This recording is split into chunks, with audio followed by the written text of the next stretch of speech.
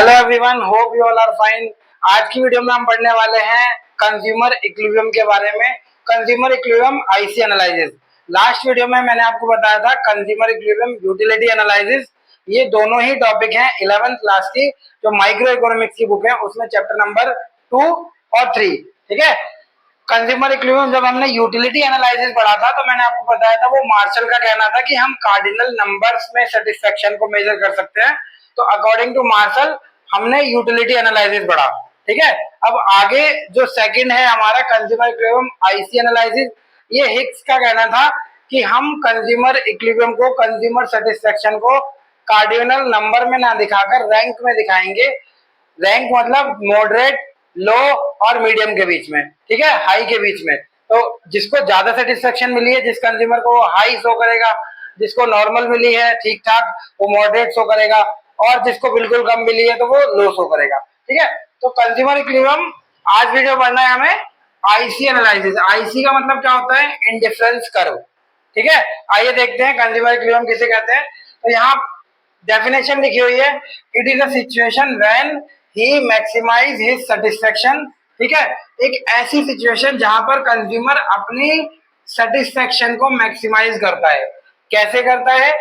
Spending his given income, अपनी given income को खर्च करके अक्रॉस डिफरेंट गुड्स, मतलब अलग अलग गुड्स में, है ना, विद गिवन प्राइस, मतलब प्रोडक्ट का प्राइस भी गिवन है। ठीक है। जैसे मान लेते हैं दो प्रोडक्ट ले लेते हैं, कोई भी दो प्रोडक्ट हो गए। जैसे मैंने एग्जांपल के लिए एप्पल और ऑरेंज ले रखा है। एप्पल और ऑरेंज दो ऐसे प्रोडक्ट हैं जिसपे कंज्यूमर अपनी इनकम को स्पेंड कर रहा है। ठीक है। और एप्पल और ऑरेंज का आपको प्राइस गिवन है। ठीक है। तो ये कंफर्म है कि जब कंज्यूमर अपनी इनकम को एप्पल और ऑरेंज पे खर्च करेगा तो वो एक ऐसा कॉम्बिनेशन जरूर बनाएगा जहां पर उसको सेटिस्फेक्शन मैक्सिमम मिले अपनी इनकम को खर्च करने के बाद। क्योंकि इनकम हमारी लिमिटेड है, इनकम को वो बढ़ा नहीं सकता।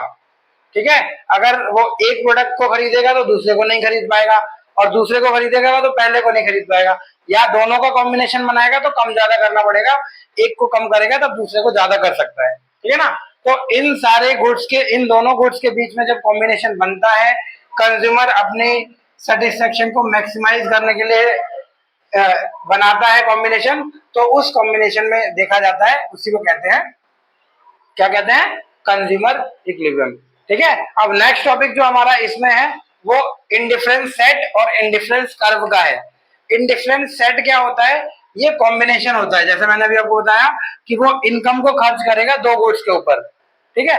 अब किस तरीके से खर्च करेगा ये इंडिफरेंस सेट बताता है। ठीक है। तो it is a set of those combination of two goods which offer the consumer same satisfaction, मतलब जो कि एक कंज्यूमर को सेम सेटिस्फेक्शन दे रही है। ऐसे दो गुड्स का कॉम्बिनेशन को कहते हैं हम इंडिफरेंस सेट। ठीक है। और इंडिफरेंस कर्व किसे कहते हैं? जब हम इस सेट को, इंडिफरेंस सेट को, जब हम डायग्रामेटिक प्रेजेंटेशन देते हैं, मतलब कि जो हमने टेबल में शो किया है, कॉम्बिनेशन जो हमने टेबल में बनाया है, जब हम उसको ग्राफ पे बना देंगे, डायग्राम में बना देंगे, तो वो क्या हो जाएगा? तो वो हमारा इंडिफरेंस कर्व हो जाएगा। जैसे एग्जांपल के लिए मैंने नीचे यहाँ शो कर रखा है, जब हमने कॉम्बिनेशंस को, एप्पल और ऑरेंज के कॉम्बिनेशन को जब हमने टेबल में बना रखा है, तो ये हमारा इंडिफरेंस सेट कहलाता है। ये होता है इंडिफरेंस सेट। ठीक है। और जब हम इस सेट को, इस कॉम्बिनेशन को एक डायग्राम में प्रेजेंट कर देते हैं तो वो हो जाता है हमारा इंडिफरेंस कर्व। ये हो गया हमारा इंडिफरेंस कर्व। ठीक है ना। तो इंडिफरेंस सेट और इंडिफरेंस कर्व में क्या डिफरेंस है? इंडिफरेंस सेट जो है हमारा क्या है? वो एक टेबल है जिसमें रो और कॉलम बने हुए हैं, जिसमें हम दो गुड्स के कॉम्बिनेशन को दिखा रहे हैं, और वो गुड्स जिसमें कंज्यूमर सेम सेटिस्फेक्शन मिल रही है। और जब हम इस टेबल को डायग्राम में प्रेजेंट कर देते हैं तो वो आईसी बन जाता है। ठीक है। जैसे यहाँ एग्जाम्पल के लिए मैंने दे रखा है, यहाँ एप्पल और ऑरेंज का कॉम्बिनेशन है। ठीक है। एप्पल और ऑरेंज दोनों ही फ्रूट्स हैं। एक कंज्यूमर अपनी लिमिटेड इनकम, क्योंकि इनकम को वो बढ़ा नहीं सकता, इनकम कितनी भी हो लेकिन वो रहेगी लिमिटेड।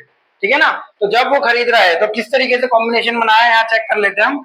जैसे पहला कॉम्बिनेशन है कि अगर कंज्यूमर 1 kg ले लेते हैं कि अगर कंज्यूमर 1 kg एप्पल खरीद रहा है तो 10 kg ऑरेंज खरीद सकता है। अगर कंज्यूमर बी कॉम्बिनेशन पे आते हैं, अगर वो 2 kg एप्पल खरीद रहा है ना, तो 7 kg ऑरेंज खरीदता है। अब देखो, एप्पल को बढ़ाया है तो ऑरेंज को कम कर दिया है, ठीक है ना। सी कॉम्बिनेशन पे आ जाओ, और बढ़ाया और ज्यादा कम कर दिया, और बढ़ाया है ना, और ज्यादा कम कर दिया। अब यहाँ चेक कर लेते हैं एक बार। देखो, यहाँ पर गैप इक्वल है, यूनिवर्सल। एप्पल में अगर हम देखेंगे तो यूनिवर्सल गैप है, मतलब इक्वल गैप है, हर बार एप्पल 1 kg से बढ़ रहा है।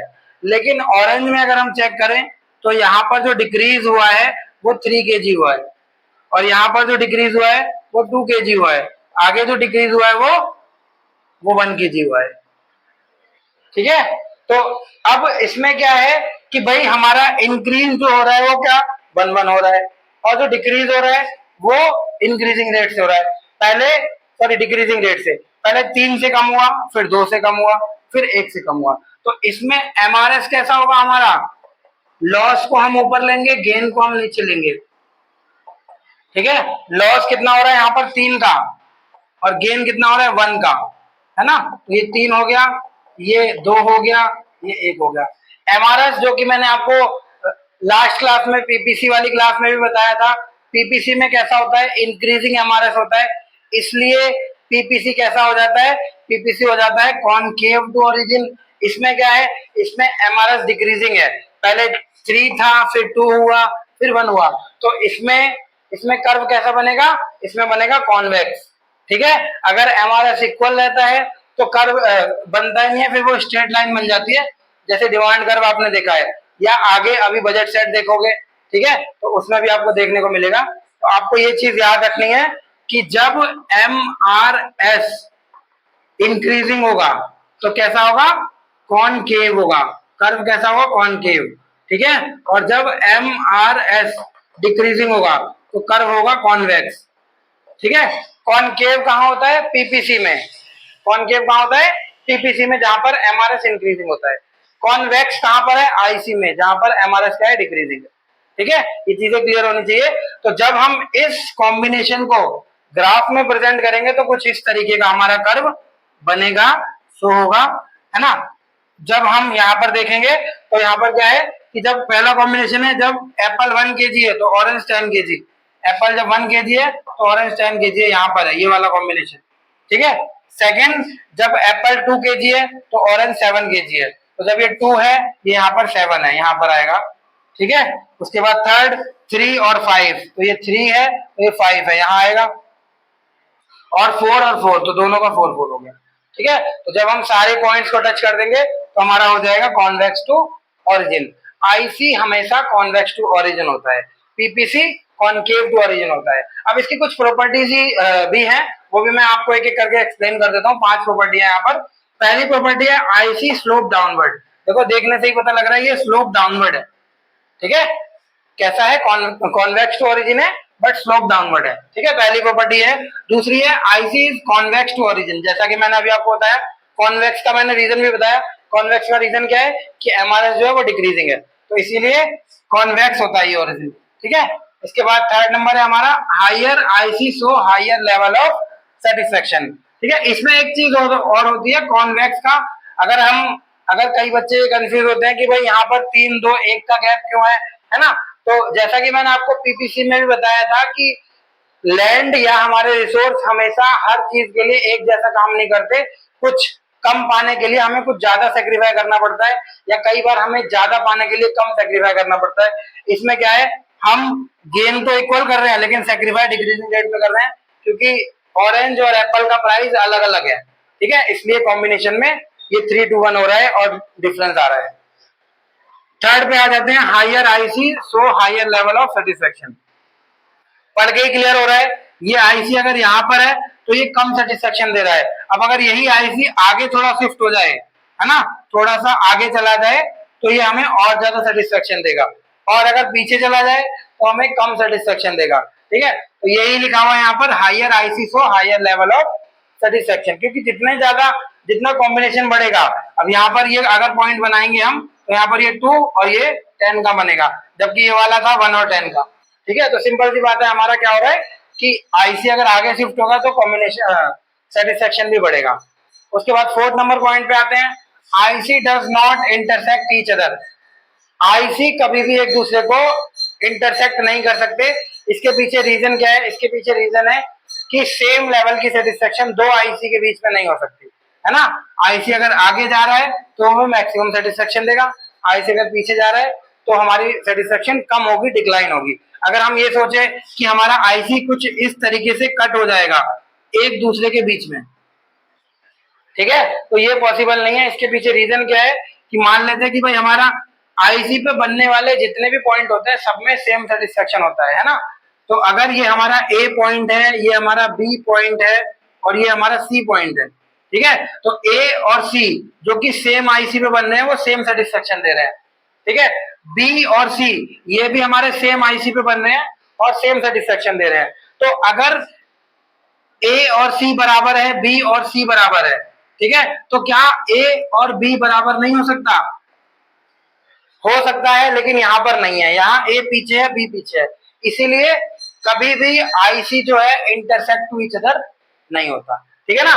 तो 5th नंबर पॉइंट है हमारा, IC does not touch any axis. IC यहाँ भी है ना, ये हमारा वाई एक्सिस होता है, ये हमारा एक्स एक्सिस होता है, तो ना वो एक्स को टच करता है, कभी भी नीचे पूरा टच नहीं होता है ना, कुछ इस तरीके से आईसी कभी नहीं बनता, ठीक है, और ना ही इधर टच करेगा यहाँ पर, क्योंकि जीरो लेवल की सेटिस्फेक्शन नहीं होती। हम 1 से शुरू करेंगे, कॉम्बिनेशन हमेशा 0 से शुरू नहीं होता, हमेशा 1 से शुरू होता है और डिक्रीज भी होकर कभी 0 तक नहीं जाता, हमेशा 0 से ऊपर रहता है। तो इसीलिए IC does not touch any axis, ठीक है। तो ये सारी हमारी प्रॉपर्टीज हो गई। अब आते हैं अपने नेक्स्ट टॉपिक पे जो कि है बजट सेट और बजट लाइन, ठीक है। तो बजट सेट क्या है? ये अटेनेबल कॉम्बिनेशन होते हैं जो कि दो गुड्स के बीच में एक कंज्यूमर बनाता है जब गुड्स का प्राइस और कंज्यूमर की इनकम गिवन होती है, ठीक है। जैसे यहाँ पर मैंने एक कॉम्बिनेशन बना रखा है कि ये गुड्स 1 है, ये गुड्स 2 है, ठीक है। जब गुड्स 1 को 0 खरीदेगा एक गिवन इनकम पे और गिवन प्राइस पे, तो गुड्स 2 को 60 खरीद सकता है, गुड्स 10 को खरीदेगा तो इसको 40 कर सकता है, इसको 20, है ना, फिर इसको भी 20। मतलब यहाँ पर क्या है, यहाँ पर आपको एक चीज याद रखनी है कि यहाँ पर एमआरएस जो है ना वो इक्वल रहता है। देखो यहाँ पर 10 का गैप है, यहाँ पर 20 का गैप है ना, 20 का गैप है, 20 का गैप है और यहाँ पर 10 का 10 का, ठीक है। तो गेन और लॉस हमेशा यूनिवर्सल रहता है, इसीलिए यहाँ पर जो बजट लाइन बनती है, बजट सेट क्या है, ये टेबल है जिसमें हम कॉम्बिनेशन को दिखाते हैं, और बजट लाइन क्या है, उस टेबल का डायग्रामेटिक प्रेजेंटेशन है, ठीक है। तो बजट लाइन में अगर हम चेक करें तो it is a line showing different possible combination of two goods which consumer can buy, ठीक है। दो गुड्स की देखो, इससे पहले जो हमने आईसी पढ़ा था उसमें हमने सेटिस्फेक्शन देखा था कि जहां पर कंज्यूमर सेटिस्फाई है, और यहाँ पर हम बजट देख रहे हैं कि सेटिस्फेक्शन के साथ साथ बजट में भी तो होनी चाहिए चीजें। सेटिस्फाई तो हम एरोप्लेन में है लेकिन वो हमारा बजट में नहीं है ना, सेटिस्फाई तो हम बहुत सारी महंगी महंगी चीजों में लेकिन वो हमारे बजट में नहीं है। तो इसीलिए बजट लाइन और बजट सेट हमें बताता है बजट में चीजें होनी चाहिए हमारी, सेटिस्फेक्शन के साथ साथ वो हमारे बजट में है कि नहीं है, ठीक है। तो बजट लाइन क्या है, different possible combination of two goods which consumer can buy given his budget and price, ठीक है। उसका बजट मतलब उसकी इनकम और प्रोडक्ट का प्राइस, ठीक है, गुड्स का प्राइस गिवन है। तो ये हमारा कुछ इस तरीके से बजट लाइन बनती है। ये हमारा हो गया गुड्स एक्स, है ना, ये हो गया गुड्स 1, ये हो गया गुड्स 2, ठीक है, ये हो गया वाई एक्सिस, ये हो गया एक्स एक्सिस। ये स्ट्रेट लाइन इसलिए है क्योंकि यहाँ पर ये एमआरएफ जो है वो कैसे है, इक्वल, गेन और लॉस हर लेवल पे सेम है, यहाँ भी 20-20, यहाँ भी 10-10-10, ठीक है ना। तो ये हमारी बजट लाइन हो गई। बजट लाइन के अंदर जितने भी कॉम्बिनेशन होते हैं वो होते हैं अटेनेबल, और बजट लाइन के बाहर जितने भी कॉम्बिनेशन होते हैं वो होते हैं नॉन अटेनेबल।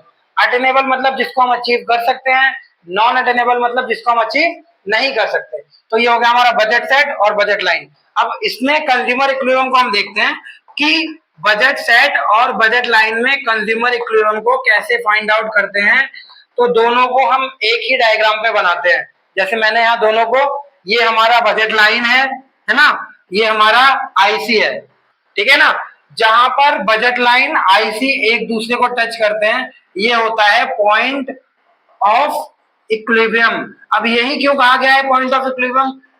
क्योंकि देखो ये हमारी प्राइस लाइन है, बजट लाइन है ना। बजट लाइन मतलब जो हमारे बजट में है चीजें, ये वो है। और ये हमारी सेटिस्फेक्शन लाइन है जिसमें हम सेटिस्फाई हैं। अब देखो यहाँ पर सेटिस्फाई तो हैं हम, पर वो हमारे बजट में नहीं है, ठीक है। यहाँ पर भी बनने वाले जितने भी कॉम्बिनेशन है उन सब में हम सेटिस्फाई हैं, पर वो हमारे बजट में नहीं है। ये पॉइंट एक ऐसा पॉइंट है जहां हम सेटिस्फाई भी हैं और वो चीजें हमारे बजट में भी हैं, वो हमारी इनकम में हम खरीद भी सकते हैं, ठीक है। तो पॉइंट ऑफ इक्विलिब्रियम कंज्यूमर का कहां पर होता है?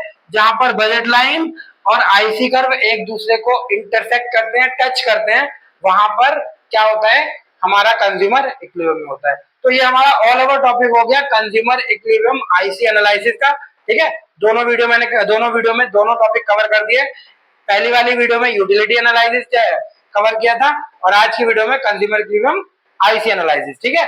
होप आपको ये सारी चीजें क्लियर हो गई होंगी, ठीक है। वीडियो अगर पसंद आई हो तो वीडियो को लाइक कर दीजिएगा, चैनल को सब्सक्राइब कर दीजिए ताकि आगे आने वाली वीडियोस का नोटिफिकेशन आपको मिलता रहे। मिलते हैं आपसे अपनी नेक्स्ट वीडियो में, तब तक के लिए बाय बाय, टेक केयर।